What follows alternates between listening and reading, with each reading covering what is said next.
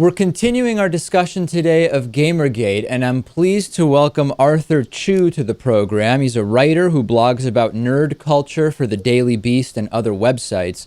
Arthur, it's really great to have you on. It's been a couple of days since we scheduled our interview, and I think a good place to start would just be kind of how you got pulled in to writing about video games. Well, I don't really write about video games as a career or anything, but I've always been in gaming culture. I care a lot about it. And, I was writing about nerd culture sort of in general, just as out of my own experiences when I started writing. And Gamergate has been a very distressing and painful thing to watch. And I couldn't not talk about it when I tried to not talk about it, hoping it would go away when it was originally just one harassment campaign against Zoe Quinn, but as it got bigger and bigger, I didn't feel it was responsible of me or even possible of me not to talk about it. And if you were to, of course you've written a lot about it, but for the audience who may not be familiar with your take on this, what is your primary concern when you characterize what Gamergate is? It's a reactionary movement. It's like the other reactionary, it's primarily driven by a sense that games culture is changing negatively because of its exposure to the outside world, particularly to what they think of as a feminist ideology or an ideology of inclusion.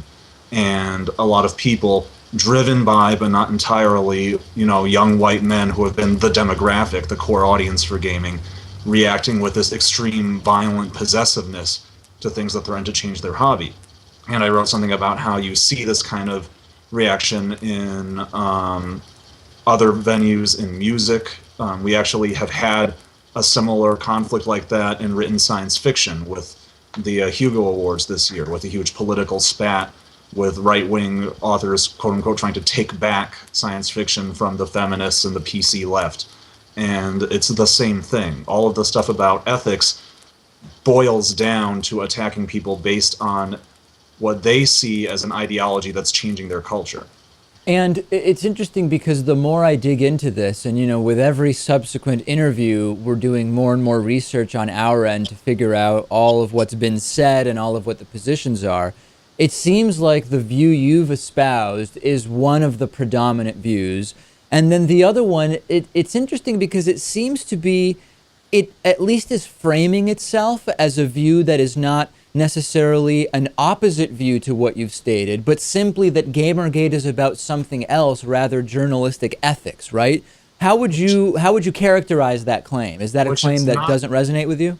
It's nonsense because they are focusing on the issues that have the least to do with journalistic ethics. If they cared about journalistic ethics, they would be attacking the mainstream gaming culture that pushes a certain kind of game on the public because of a very narrow view of what would sell. They would be attacking the so-called AAA games. They're doing the opposite of that. They are defending AAA games from criticism, from the fringe, from academics, from the indie media by saying that those people are corrupt, that Anita Sarkeesian is somehow corrupt for having an independent series of videos criticizing the massive mainstream studios. If they cared about ethics, they would care about Shadow of Mordor actually paying people, actually telling people that they could get early access review copies and perks only if they made YouTube videos that criticized Shadow of Mordor in a certain positive light. That was an extremely blatant form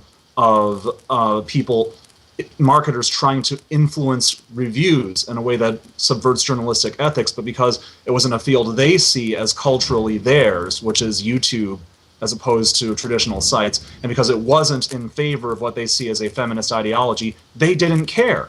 There was hardly any reaction to that compared to tons of people talking about a long since debunked story that Zoe Quinn got publicity for sex for a free game, which on the radar of the actual industry is barely a blip. It was a free indie game that didn't cost any money. She makes less than $30,000 a year, but somehow this is the ethical issue they care about. Anita Sarkeesian's videos, there's no ethical issue there at all. Anita Sarkeesian's obviously an activist. She portrays herself as an activist, but they say that for people to voluntarily give attention to Anita Sarkeesian because they actually think it's important, that's unethical. When you dig into any of the stuff they say about ethics, it's not about being influenced by money, which is what we mean when we talk about ethics. They say that people having genuine political convictions or genuine moral beliefs that inclusion in gaming is important and quote unquote pushing that agenda is unethical. That's the opposite of any sensible definition of ethics. So I think that gives our audience at least a sense of kind of where you stand. And I have a lot of really specific questions, but before we get into that, I think we shouldn't ignore kind of the context and the circumstances under which this interview is taking place.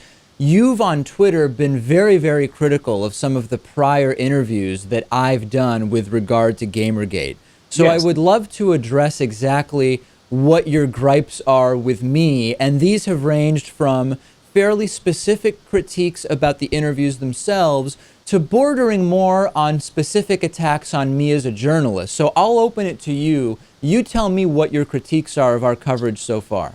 You're giving voice to an angry mob and you're hurting real people, okay? You are legitimizing insane conspiracy theories in a way that's hurting real people. You are acting like this is a debate with two sides instead of a bunch of angry anonymous trolls trying to harass and hound specific people out of the industry. All right, so let's focus on that first, right? Because I think that this is an interesting thing. I don't know how familiar you are with this program. This is a program that's been on the air 6 or 7 years. And on this program, every once in a while, we deal with the allegation that we're giving a platform to those who should not have a platform, okay?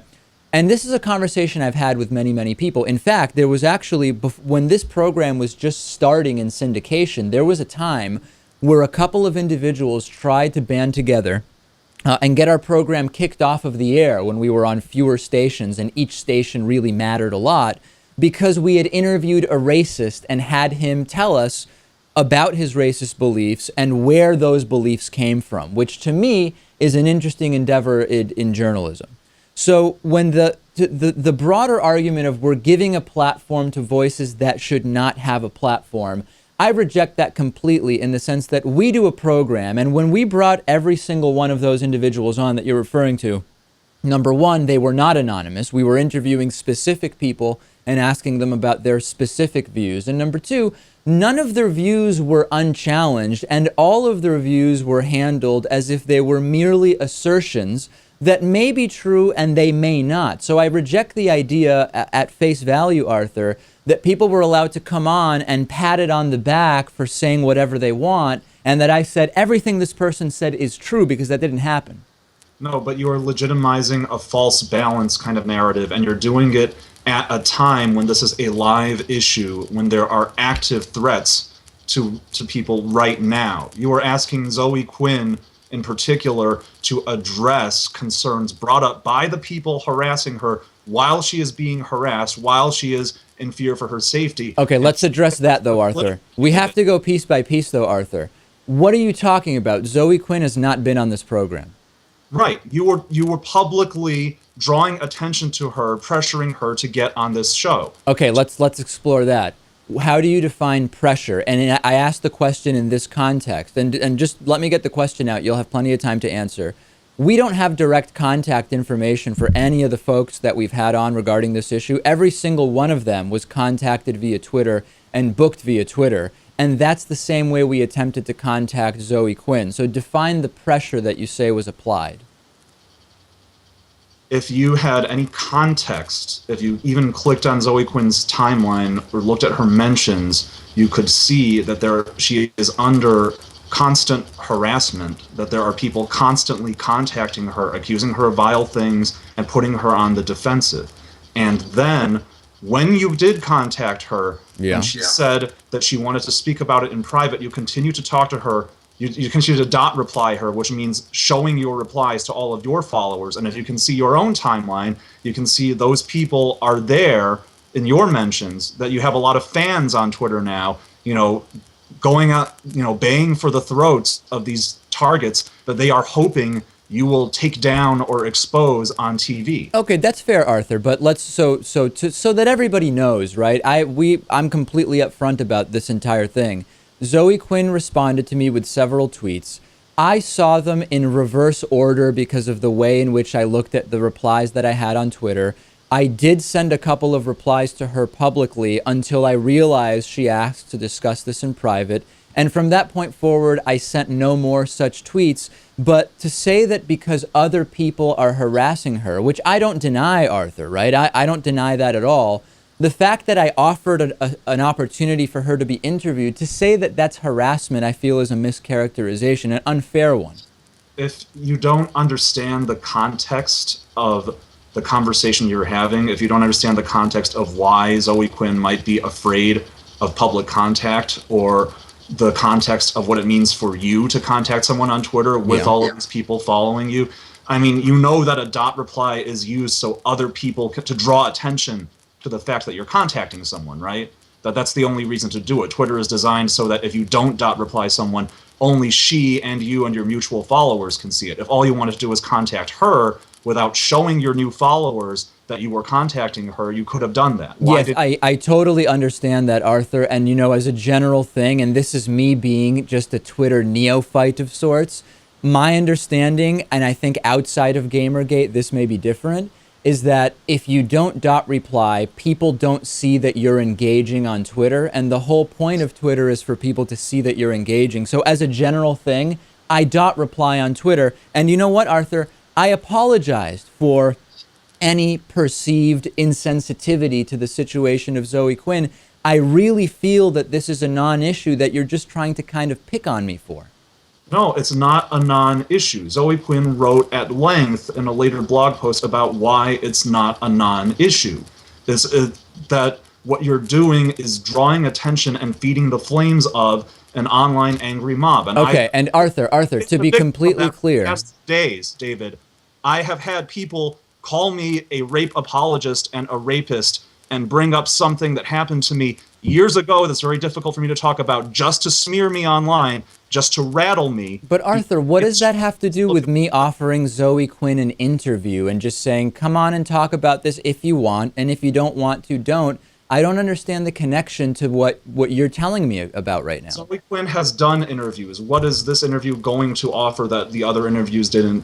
Okay, but Arthur, this is what we call moving the goalposts. First, your argument was that my offer of an interview was harassment, but now you're simply saying you don't think that an interview with me would have accomplished anything. But that's a completely different point of view. Saying that the context of you offering her an interview was to do a quote-unquote hardball interview, an interview where she would have to face questions that you were openly crowdsourcing on Twitter, asking people their opinion of what would you say to an anti-gamergater, and forcing her to in real time go through the same barrage of intrusive personal attacks that she's been going through for months online. Okay, right? So now I'm understanding the allegation more. So let's talk about the interview process, right? Because I know that you've also tweeted about what our practices are in terms of sourcing questions. So let me address that. That way you know what the process is and the audience knows what our process is. On the public side, it's true that people who follow us on Twitter might see that no matter who we're interviewing, we're sourcing question ideas and topic ideas. That's accurate. So let me give you the whole picture and you tell me if this is what you would consider a fair journalistic practice or not, and then we can discuss it. The first thing we do when we're going to interview someone is we research the person, right?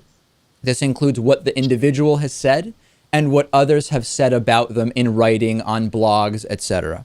The second thing we do is we research the issue. So whatever the topic to be discussed is, we research that extensively, both from friendly perspectives and opposition perspectives. And then the third thing we do is what you've seen us do publicly, which is say, hey, we're interviewing this person. Do you have questions for them? Do you have issues you would want to have raised?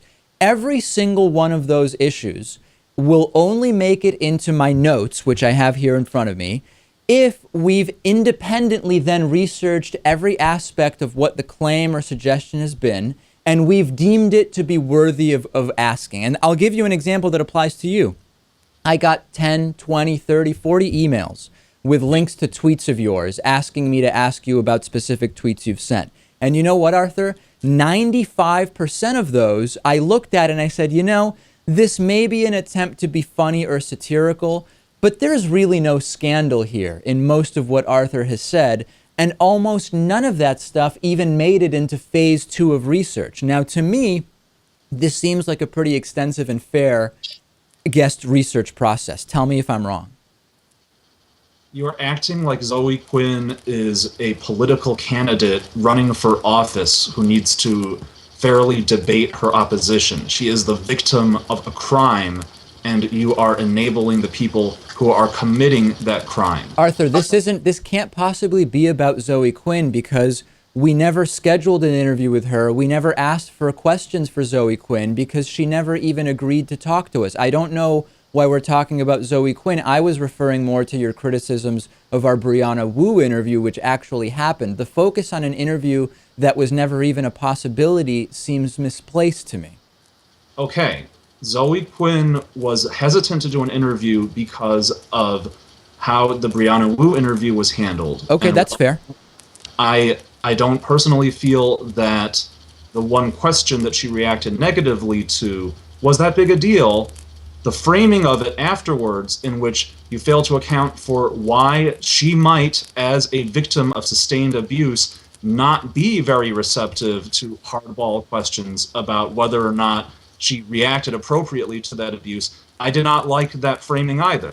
All right? She doesn't have to explain herself or defend herself. But this unbiased journalism doesn't mean putting the harassers on the same plane as the harassed. It doesn't mean pretending like there is no actual moral framework here. All right? It's one thing to say, I'll talk to a racist and ask him what he thinks. It's another thing to look at someone who has been attacked by racists and say, we're going to give equal time to the people who have attacked this person and to the person who's been attacked. You know what, Arthur? I agree with you. I agree with you completely, Arthur. And we've not done the justify that you were even attacked thing. We've, to be honest, we've not even had that opportunity with anyone but Brianna Wu, and we didn't do it with her. And if what you're referring to is when I asked Brianna Wu, why did you decide to publicize what happened to you?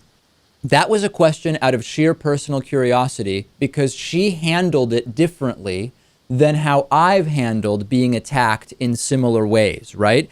It was not victim blaming, and it was not justify that what you say happened actually happened. And if all of this is related to that one question, it again seems like kind of an overblown drama. If you have done research on what's going on, and if you've done research and if you've looked at what's been said by the people who are following you on social media right now, then you know that that's an attack that has been phrased as an attack against these women who've been harassed, that they're doing it for PR, that they're doing it for attention, that they are profiting off of this, that they have somehow benefited from this. I'm not saying that's not happening, Arthur. You know, here's the thing. You and I are agreeing about a lot here. I just disagree with the idea that because there may be some overlap in what I determine to be a fair or legitimate question, and that detractors may want that same question answered, I just don't agree that because there's overlap, it's in any way an attack. I'm not attacking the initial choice to ask that question. It's a real-time interview. Okay. I am saying that the way you framed it afterwards, where you made it out to be that Brianna was the one being unreasonable to you, that her reaction was an overreaction in the moment, and that you're the one who's somehow being attacked for trying to be neutral after you repeatedly stepped on the feelings of people who are in a very sensitive place.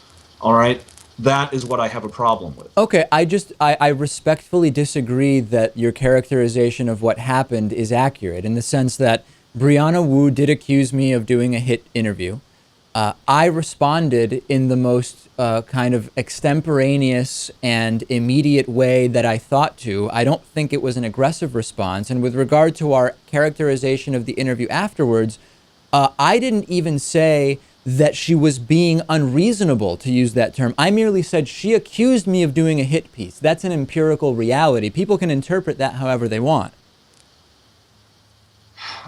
You're continuing to insist on looking at this from the perspective of this is a debate. These are all different people whose perspectives need to be, harshly evaluated and judged, instead of there are people being attacked and reacting to being attacked. Okay, what you're saying is you just don't think that there should even be a presentation of sides on this. It should just be presented basically with your point of view, that's the accurate and real point of view, period, that other voices should not be heard. If you do any factual looking into what has actually happened, if you do factual reporting on it, then the two sides are not equal. Just letting two groups of people talk is not empirical reporting, okay? There is... If you want, we could sit down and go through the actual factual discussion of what the specific objections to things that have happened at Gamergate are. We could do that. But you have to admit, Arthur, that there is no complete agreement as to even what the facts are. That's what makes this so difficult. It's difficult because Gamergate has reached the level where if you say something as simple as, hey, there was a thread on a message board attacking Zoe Quinn, saying to attack Zoe Quinn. Zoe Quinn said she got attacking messages. They will go into immense depth trying to disprove that on very vague and circumstantial grounds, and then just use the screen cap of that, use the reference to the fact that that argument occurred as evidence that that was debunked, and there's proof that Zoe Quinn is a liar who manufactured her own harassment. Okay. That's every single argument ends up like that. It is mind-bogglingly exhausting to go through, and I have gone through it. I agree. All right, and if you're going to say that every media hit needs to be a 2-hour expose of why exactly Zoe Quinn didn't DDoS the finance capitalist by tweeting a link to it on her Twitter, we could do that. I think that's a waste of time. I agree, Arthur. I agree. And we've not done any of these 2 to 4 hour marathon interviews I've seen, nor anything else. I try to keep these interviews focused. Let's talk for a second, not about Zoe Quinn, but about Arthur Chu for a second, if we may, okay? I want to go through a few of the things, just the minority of the stuff that you've said that I actually find worth following up on. Why is it worth following up on me, David? Who am I? I'm a person who specifically said, I'm a person who's anti-Gamergate. I'll talk about why people don't like Gamergate, but now it's about me, even though I'm not in the industry, even though I'm not a journalist, not a developer. Why? Arthur, every single person that we interview, we want to talk about what they've said about a particular issue. You're here to talk about Gamergate, and there's a wide public record of things you've said regarding Gamergate, so of course that would be a legitimate topic to discuss. Okay, fine. Okay. As far as the doxing and documents that are posted outlining people's... I'm sorry, what was that? I know what you're going to ask about, but go ahead. Oh, well, what am I going to ask about? You're going to ask about the thing where I said that anyone who's on a rat forum needs to be doxed? Yes, I want to know what... Tell us about that. I mean, what you... So for people who don't... Well, Arthur, hold on a second. You may know what I'm referring to, but the audience may not, so let me at least state what you said, and then you will, of course, be allowed to respond. Is that fair? Sure. Okay. You tweeted to Max_X_Milia, any account that hangs out on rat forums needs to be doxed, okay? Yes. Is that something you stand by? Tell us about that. Hangs out on is a general term, but do you know what a rat forum is? Do you know I don't know. Tell us about it. Okay. So this conversation came up because people started a meme that Zoe Quinn doxed a transgender teenager, which was false. What Zoe Quinn did was she retweeted a link to an article by Wikipediocracy, which is an activist group that criticizes Wikipedia for Wikipedia's irresponsible handling of edits on popular articles. And one of the things they said was that one of the biggest voices on Wikipedia putting anti-Zoe Quinn smears into the article on her was a person called Tutelary, who also said that her name was Danielle.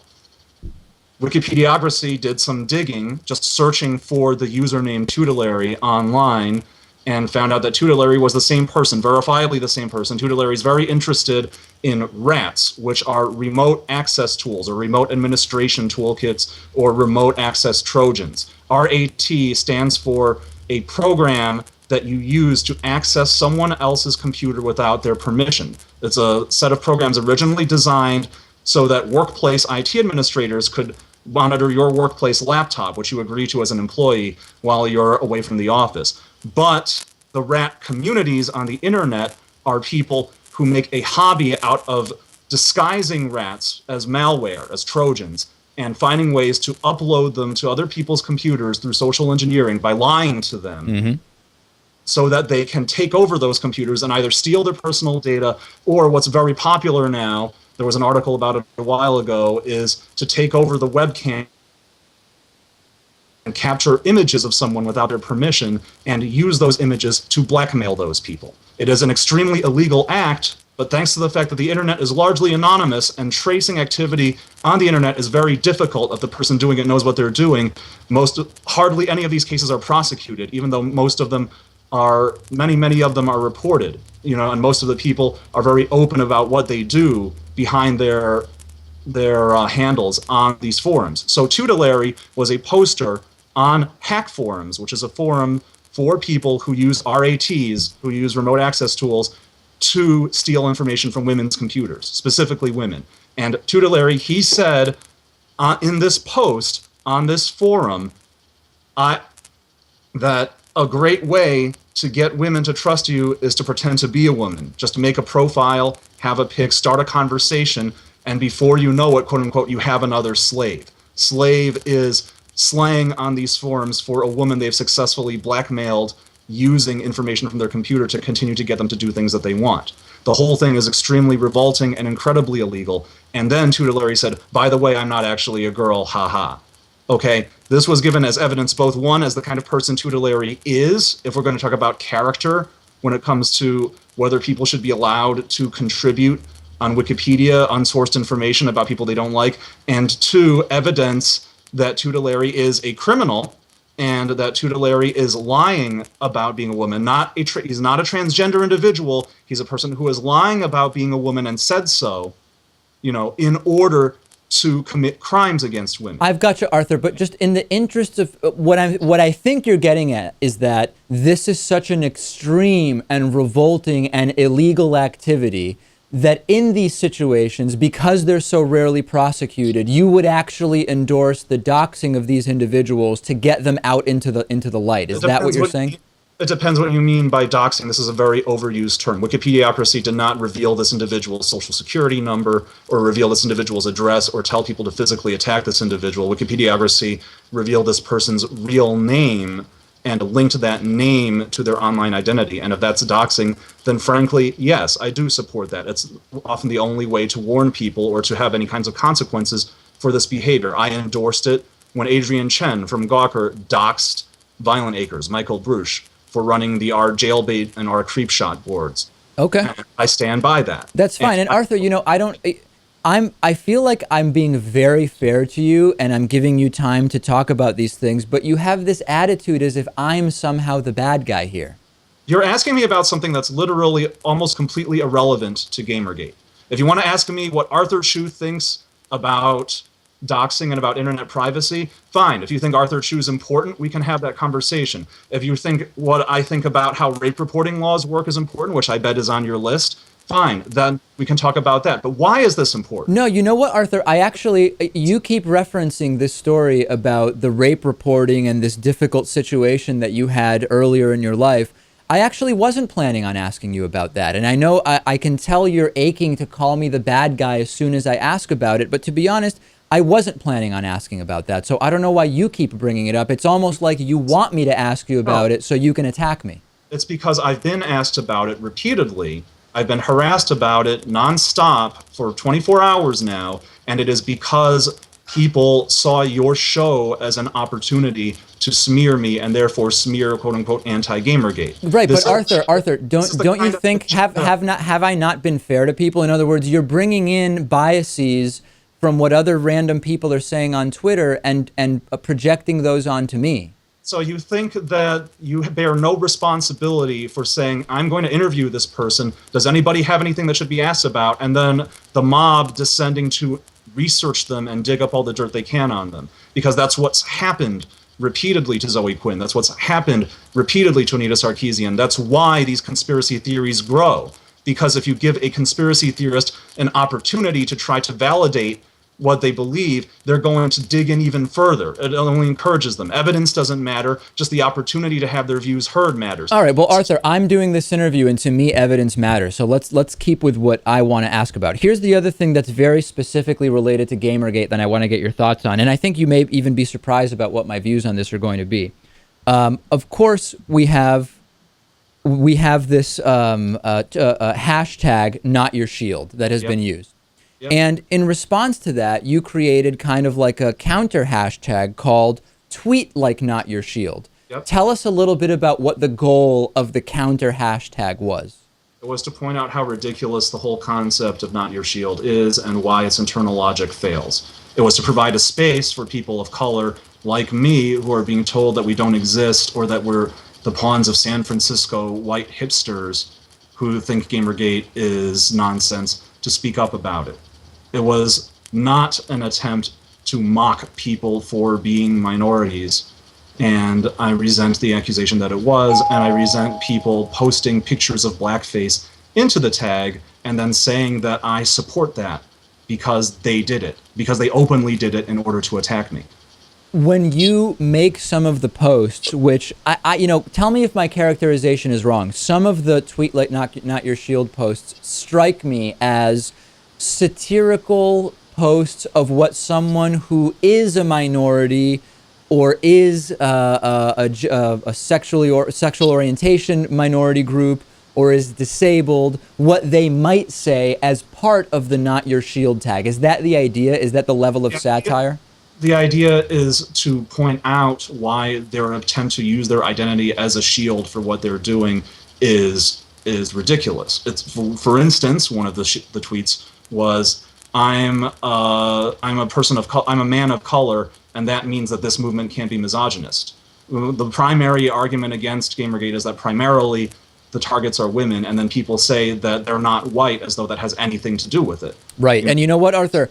I happen to agree with you about this. You know, as I'm a progressive, I'm a very liberal individual, and we've talked for years on my program about how, this reminds me in a way actually of saying, I can't possibly be racist because I have a black friend type of thing. And to me, when someone says that, my initial response is, whether you have a black friend or not doesn't change whether what you're saying furthers racial stereotypes or in any way contributes to racist points of view. So I actually agree with you about this identity game that is being played actually being a pretty dangerous game. My question, though, to you is, given how hot this entire issue is and how touchy things are, do you think long-term that it was a productive idea to create this counter hashtag Tweet Like Not Your Shield?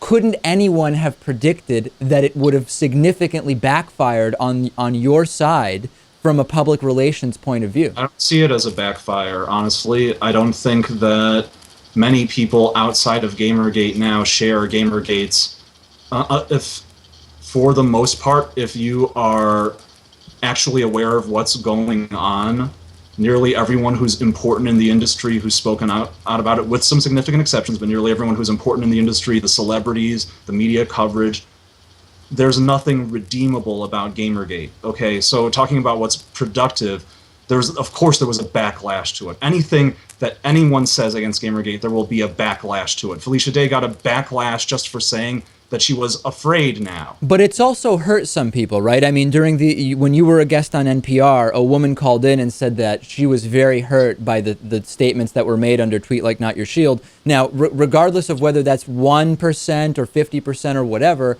there are people that are feeling hurt by this, and we have to take them at their word that this is how it's affecting them. It's impossible for anyone not to be hurt, but there's people who are more responsible for doing the hurting. Not Your Shield is a shield for hurting people. And if me attempting to undermine it or attack it, or even just provide a supportive space for people to say, this is crap, if that hurts people, I'm fine with that, because they signed up to hurt people. Remy specifically is an extremely disingenuous individual. She was one of the people who contacted a teenage girl named Alyssa, who posted that she is afraid of Gamergate.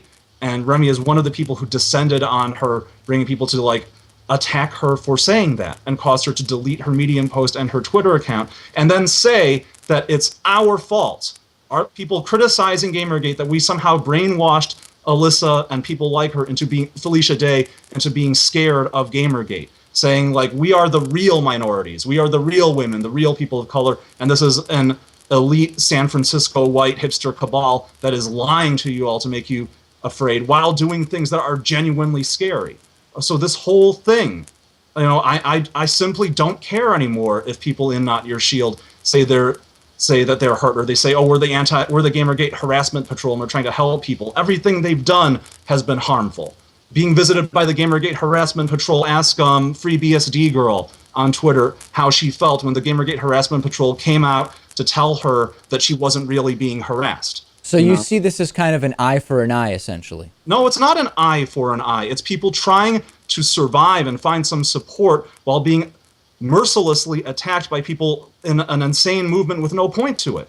All right? How is an article, you know, saying something nasty about the gamer identity, even if those articles were as nasty as people in Gamergate claim they are, how would those articles be anywhere near on the same level of people being forced from their homes, people having their private life raked over with a fine-tooth comb online, people accused of sleeping with people for money? Okay, so it's rather than an eye for an eye, you see it as a very small negative impact in comparison to what you feel others have suffered. All I'm trying to do, I've said openly, what I'm trying to do is, one, like to use a gamer term, pull aggro, that if I stand up and criticize something, I have less to lose than people in the industry. And so I feel like maybe I'm not doing it the best way. I will admit, I probably have made a lot of mistakes. But for me to stand up and, you know, draw some negative attention away from the people who are getting the worst of it, and two, to make people feel like they're not alone. All right, Gamergate uses a lot of mob tactics, a lot of gaslighting to surround you with people in social media, to flood you with messages calling you a terrible person. And if I can, you know, break through with that, you know, I don't know Zoe Quinn, but she sent me a message saying it's good to feel like you're not crazy, that you're not alone, that you see this and you are shocked by how awful it is too, and you don't have to, you know, there was a Clickhole article making fun of how cowardly a lot of the initial media coverage was, just like trying to pretend like this was a two-sided issue, that this wasn't monstrous and horrifying, you know, and how much that hurts victims to do that, how much it hurts people to have to put up with, you know, being treated like you're on one side of a two-sided issue when you didn't do anything. You were minding your own business, and then one day a hate mob rose up against you. And I am just trying to help people who are innocent victims as best I can by giving that voice of support. All right, we've been speaking with Arthur Chu. Many people will disagree with the things he said. Some people will agree with the things he said. Of course, I hope, Arthur, and you know, in the last 10 or 12 minutes, you seem to have taken on a far less defensive tone with me, and I think we've gotten actually a lot more about what your views are on this as a result. So I hope you don't see me as the bad guy. Do you feel I've been fair to you in this interview? As much as I expected, yes. Thank you.